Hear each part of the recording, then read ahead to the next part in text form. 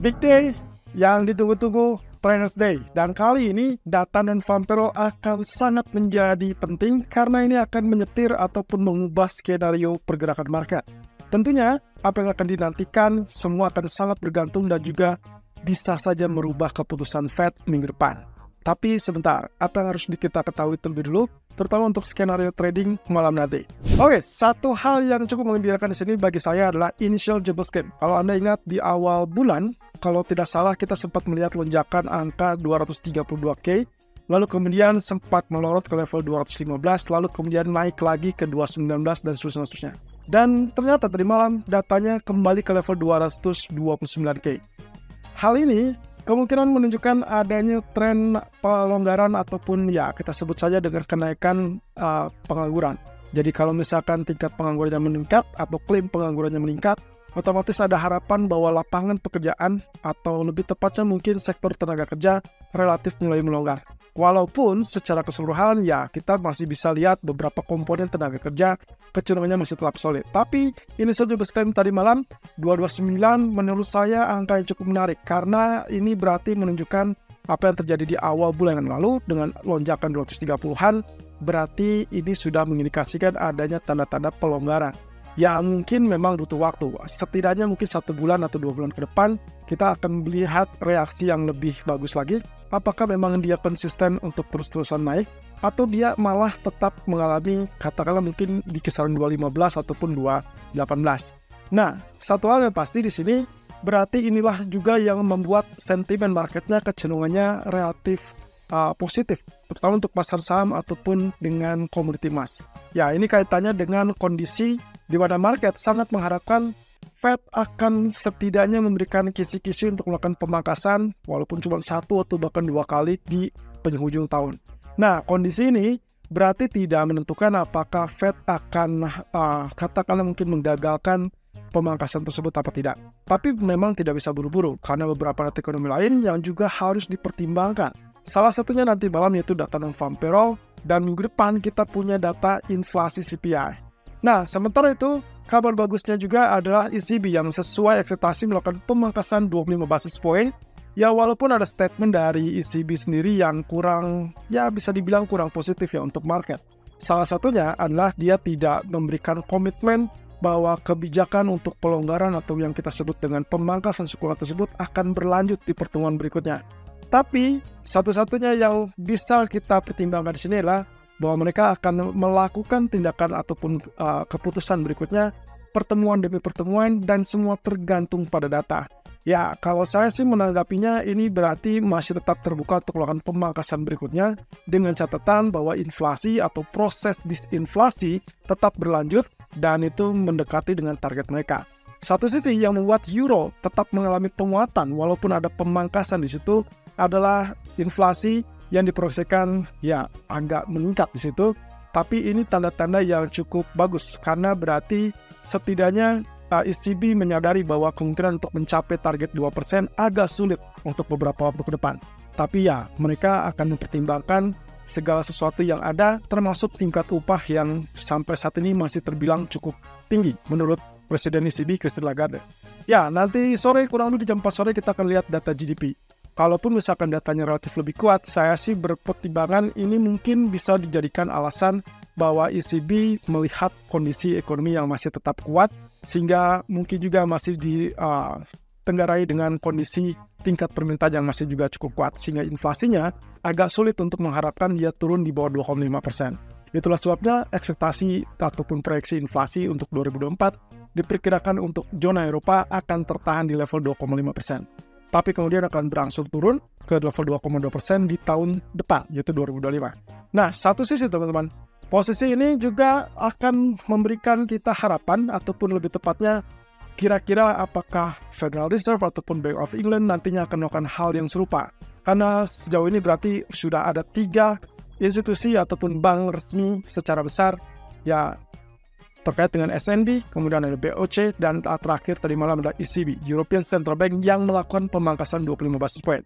Dari ketiganya, saya mendapat kesimpulan bahwa mereka bertiga tidak memang memberikan indikasi akan melanjutkan pemangkasan, tapi yang jelas mereka membuka opsi tersebut kalau inflasinya tetap turun.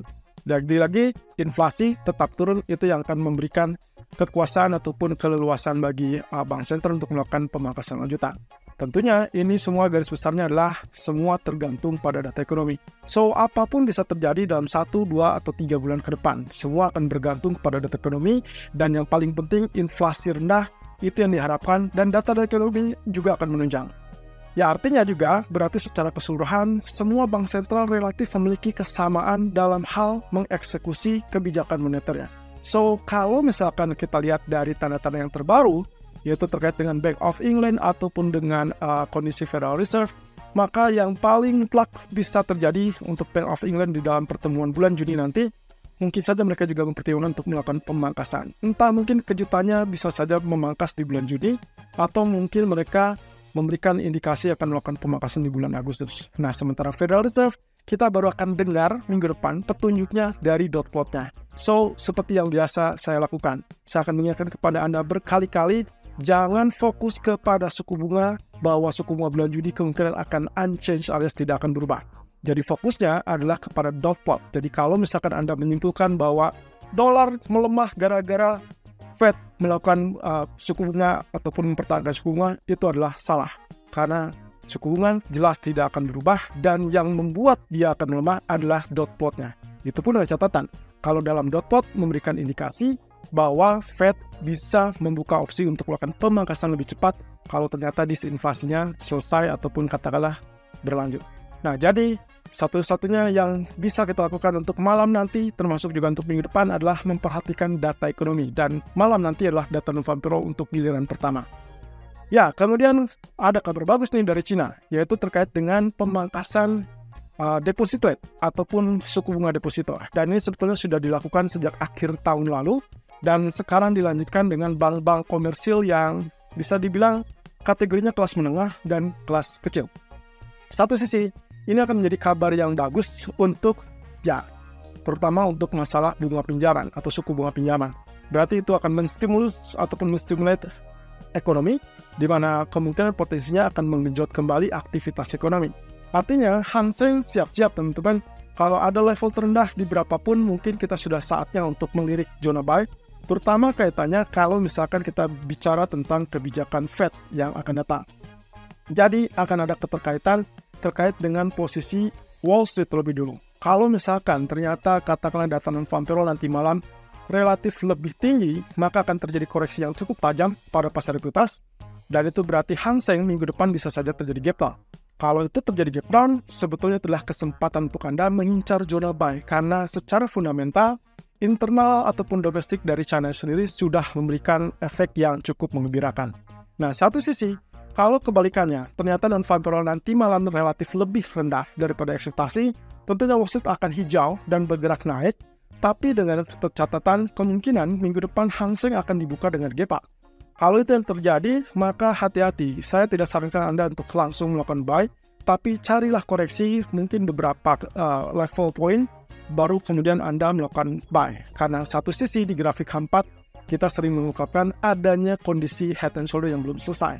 Perkiraan saya 17.250 ataupun 17.500 adalah angka yang cukup optimis untuk siap-siap prepare melakukan aksi buy tersebut, dan kaitannya juga dengan pertemuan tingkat tinggi para pemimpin partai komunis, yaitu kurang lebih di bulan Juli. Berarti ada 1 atau 2 bulan ke depan yang menurut saya ini akan menjadi tanda-tanda bahwa ya, market akan mendapatkan poin positif dari kebijakan tersebut. Nah, satu sisi yang juga saya ingin ingatkan di sini adalah JP Morgan memberikan tanda-tanda peringatan termasuk terkait dengan S&P 500. Ini persis dengan apa yang tadi saya sempat ulas terlebih dulu, yaitu terkait dengan data non-farm payroll. Artinya di sini JP Morgan melihat ada tanda-tanda potensi untuk mengalami penurunan ataupun koreksi tajam untuk S&P 500. Ya, kalau S&P 500 turun, artinya Dow Jones ataupun Nasdaq kemungkinan akan mengikuti. Nah, kondisinya S&P 500 diperkirakan bisa turun 5-10%, dan itu berarti turun di kisaran 5.000 atau bahkan 4.800-an. Satu sisi, menurut JP Morgan, yang membuat ini bisa menjadi penurunan, itulah pertama terkait dengan overbought. Lalu kemudian posisi yang kedua adalah terkait dengan makroekonomi data yang diperkirakan akan menjadi indikasi apakah kita akan melihat rally lanjutan atau justru ini akan terjadi koreksi yang katakanlah mungkin profit taking. Karena satu sisi, kebijakan ekonomi ataupun kebijakan moneter dari Fed itu akan sangat bergantung pada data ekonomi. So, hati-hati. S&P 500 mungkin saja ada koreksi tajam, tapi menurut saya ini juga akan menjadi hal yang sangat luar biasa, terutama mirip dengan Hang Seng tadi.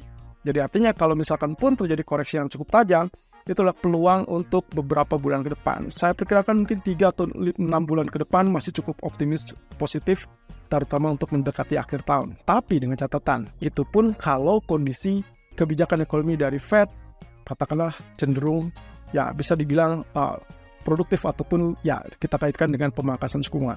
Artinya yang sangat dibutuhkan market saat ini adalah keputusan ataupun sinyal bahwa tahun ini masih terbuka untuk melakukan pemangkasan suku bunga. Kalau tidak, hati-hati. Itu yang akan dilakukan ataupun yang diingatkan oleh JP Morgan. Oke, ekonomi kalender ini sore hari GDP dari zona Eropa. Perkiraannya adalah naik 0,4% untuk basis yearly ataupun year on year. Sementara untuk basis kuartalnya ada kenaikan ke 0,3%. Ya, lagi-lagi ini adalah sinyal untuk mata uang Euro USD. Artinya kalau ternyata datanya tetap positif, berarti laju pertumbuhan ekonominya masih tetap positif dan terhindar dari resesi. Artinya apalagi yang dilakukan oleh ECB untuk pertemuan ke depan, saya rasa mereka masih punya pondasi yang cukup kuat untuk beralasan mempertahankan sikap kebijakan yang ketat sampai diyakini bahwa inflasinya tetap menuju penurunan. Jadi kalaupun GDP-nya naik tapi inflasinya masih bisa turun, ya why not? Kemungkinan pemangkasan lebih lanjut bisa tetap terbuka. Tapi sisi lain, saatnya untuk buy untuk euro saya rasa masih bisa terjadi. Hanya saja di malam hari harus hati-hati dengan data Amerika, yaitu non-farm payroll. Karena semua fokus utamanya akan tertuju pada non-farm payroll, jadi hati-hati dengan angka yang dirilis nanti malam. Saya lebih spesifik melihat angka ini, kalau selama dia tetap bertahan di bawah 200.000, saya rasa itu cukup optimis untuk kebijakan Fed bahwa mereka masih terbuka untuk melonggarkan. Yang saya agak pesimis adalah kalau misalkan data non-farm payroll ini secara mengejutkan kembali melonjak di atas 220 atau di atas 230K. Kenapa? Ya seperti yang sudah pernah kita lihat sebelumnya di 2 atau 3 bulan yang lalu, data non-farm payroll secara mengejutkan angkanya ternyata melonjak naik dan ternyata dolar jauh lebih kuat. Artinya di sini ekspektasi market kecenderungan sekarang euforianya adalah pelemahan data Amerika.